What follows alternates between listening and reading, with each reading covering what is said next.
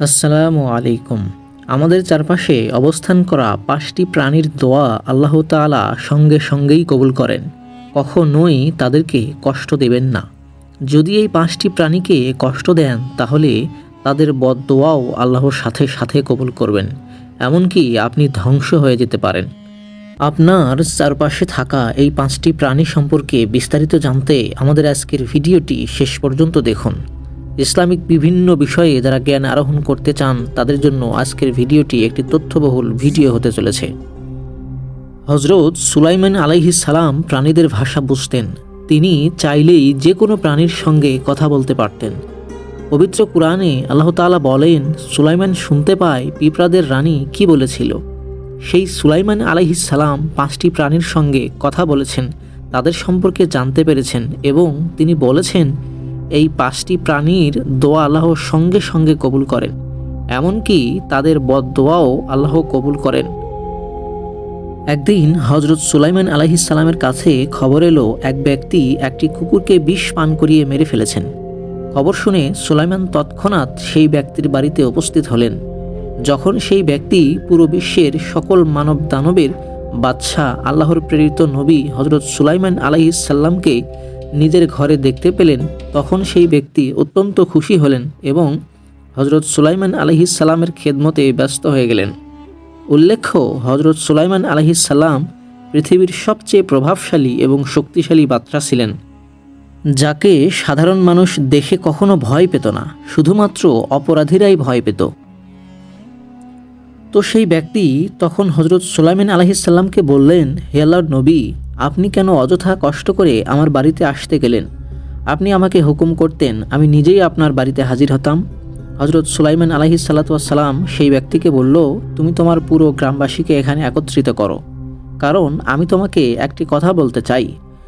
যদি আমার কথার উপর আমল করতে পারো তাহলে তোমার পরবর্তী বংশধর অভিশাপের হাত থেকে বেঁচে যাবে। যদি তুমি আমার কথার উপর আমল না করো তাহলে তুমি এবং তোমার পরবর্তী বংশধর ধ্বংস হয়ে যেতে পারে আল্লাহর অভিশাপে। এরপর সেই ব্যক্তিটি পুরো গ্রামবাসীকে একত্রিত করল। যখন সবাই একত্রিত হলো তখন হজরত সুলাইমান আলাইহিস সালাম বললেন, ৫টি এমন জানোয়ার এবং পাখি রয়েছে, আল্লাহ তাআলা এদের দোয়া এবং বদদোয়া সঙ্গে সঙ্গেই কবুল করে নেন। যদি কোনোভাবে তুমি অন্যায়ভাবে এদের গায়ে হাত তুলো, কষ্ট দাও, হত্যা করো, তাহলে এদের বদদোয়া আল্লাহ পাক সঙ্গে সঙ্গেই কবুল করবেন। এছাড়াও এই ৫টি প্রাণীকে তুমি যদি সন্তুষ্ট করতে পারো এদের দোয়াও কিন্তু আল্লাহ কবুল করবেন এবং এর বিনিময়ে অনেক মানুষ এমনকি পাপাচারী ব্যক্তিরাও জান্নাতবাসী হয়েছে। এরপর তিনি সংক্ষিপ্ত বর্ণনা অনুসারে একাধারে সেই ৫টি প্রাণীর কথা বলতে লাগলেন। প্রথমেই তিনি বললেন কবুতরের কথা। কবুতর এমন একটি প্রাণী যে কিনা পৃথিবীর বুকে থাকা অন্য সকল প্রাণীর চেয়ে নবীদেরকে বেশি মহব্বত করেন এবং অন্যান্য পাখিদের তুলনায় কবুতর আল্লাহ তাআলার ইবাদত এবং জিকির সবচেয়ে বেশি করে। বলা হয়ে থাকে কবুতর যতক্ষণ জাগ্রত অবস্থায় থাকে সর্বদা আল্লাহ আল্লাহ জিকির করতে থাকে, দিন রাত আল্লাহ তাআলার ইবাদতে মশগুল থাকে। কবুতর অন্যান্য পাখিদের তুলনায় সবচেয়ে দীর্ঘ সময় আকাশে উঠতে পারে। কবুতর আকাশের অনেক উঁচুতে উঠতে পারে। এমনকি যখন কোনো ঈগল পাখি কবুতরকে ধরার জন্য তাড়া করে তখন কবুতর ঈগলকে ছাড়িয়ে আকাশের আরও অনেক উঁচুতে উঠে যায়, যে উচ্চতায় ঈগলও উঠতে পারে না। এভাবে কবুতর নিজেকে ঈগলের হাত থেকে বাঁচাতে সফল হয়। আর কবুতর মনে করে আমি যতটা উপরে উঠতে পারবো আল্লাহ তাআলার ততই কাছে পৌঁছাতে পারবো।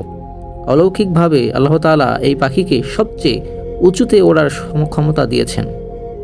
২ নম্বর প্রাণীটি হলো বিড়াল। হজরত সুলাইমান আলাইহিস সালাম বলেন, আমি অনেক পরহেজগারী মানুষকে দেখেছি যারা আল্লাহ তাআলার স্মরণে ও ইবাদতে নিজেদের দিন এবং রাত্রি অতিবাহিত করত, কিন্তু আল্লাহ তাআলা এই ব্যক্তিদের দোয়াও ততটা দ্রুত কবুল করেন না যতটা দ্রুত আল্লাহ তাআলা বিড়ালের দোয়া কবুল করেন। বিড়ালের দোয়া এবং বদদোয়া খুব দ্রুত কবুল হয়ে যায়। বিড়ালের দোয়ার প্রচণ্ড প্রভাব রয়েছে। বিড়াল যার জন্য দোয়া করে সে খুব দ্রুত সকল সফলতা পায়। পাশাপাশি বিড়ালের বদদোয়াও খুব খারাপ হয়ে থাকে। বিড়াল যাকে বদদোয়া করবে সেই ব্যক্তি দুনিয়া এবং আখিরাতে বরবাদ হয়ে যাবে। আল্লাহ রাসূল সাল্লাল্লাহু আলাইহি ওয়াসাল্লামের একটি বিখ্যাত হাদিস রয়েছে। আল্লাহ রাসূল সাল্লাল্লাহু আলাইহি ওয়াসাল্লাম বলেন, আমি এক মহিলাকে জাহান্নামের আগুনে মিরাজের রাত্রিতে জ্বলতে দেখেছি। সেই মহিলা একটি বিড়ালকে তার ঘরের মধ্যে এমনভাবে বেঁধে রেখেছিল যে তাকে কোনো খাবার বা পানি দেয়নি, আর বিড়ালটি ছেড়েও দেয়নি যেন সে নিজেই নিজের খাবার সংগ্রহ করতে পারে।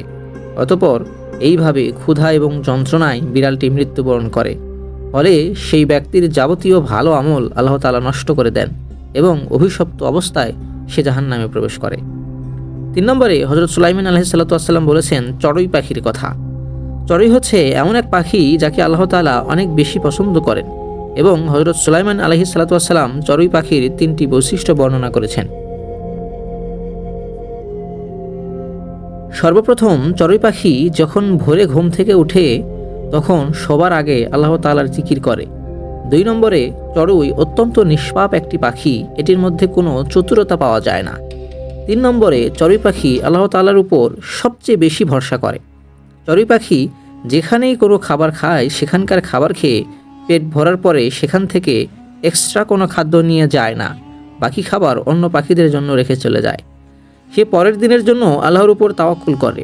সে বিশ্বাস করে যে আল্লাহ তাআলা পরের দিনও তাকে একইভাবে রিজিক দান করবে, আর সে মনে মনে বলে আল্লাহই আমার জন্য যথেষ্ট, আল্লাহ আমার রিজিক দাতা। প্রত্যেকটি চড়ুই পাখি এই দোয়াটি পড়ে এবং তারা বিশ্বাস করে ভবিষ্যতের জন্য কোনো কিছু জমা করার প্রয়োজন নেই, কেননা জীবন মৃত্যু আল্লাহর হাতে। 4 নম্বর প্রাণীটি হলো কুকুর। হযরত সুলাইমান আলাইহিস সালাতু ওয়াস সালাম বলেন, মানুষেরা বলে কুকুর একটি নাপাকি প্রাণী, আর এই কারণে মানুষ কুকুরকে হত্যা করে থাকে। মানুষ মনে করে কুকুরকে মারলে বা হত্যা করলে কোনো পাপ হয় না। নাউজুবিল্লাহ। এটি অত্যন্ত ভ্রান্ত একটি ধারণা।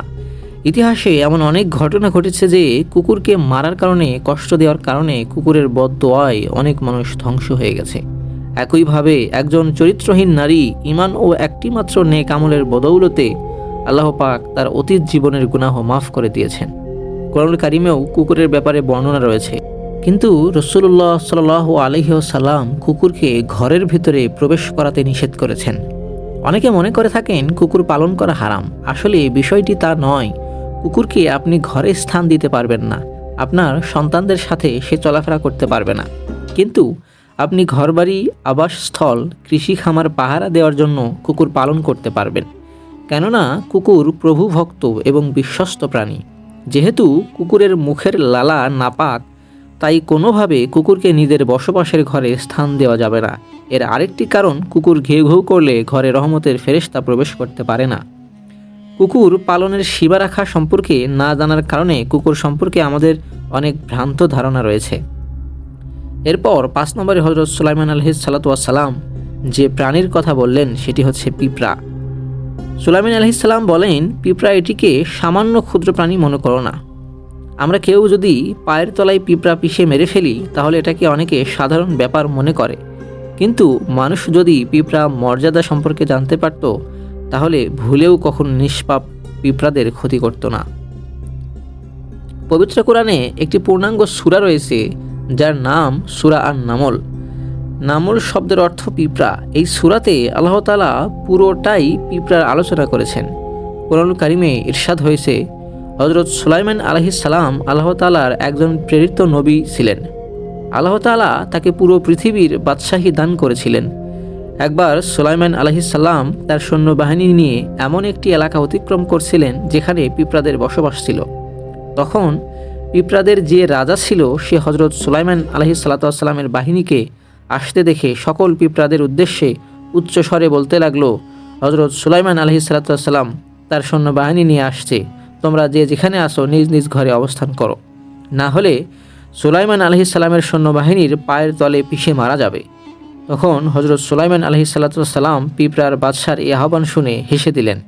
এখানে একটি বিষয় জানা দরকার, পিঁপড়েরা মানুষের মতোই তাদের নিজ বাসস্থানে অবস্থান করে বসবাস করে।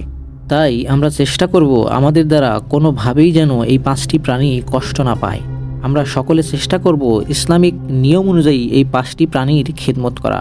আল্লাহ তাআলা আমাদেরকে সেই তৌফিক দান করুন। আমিন।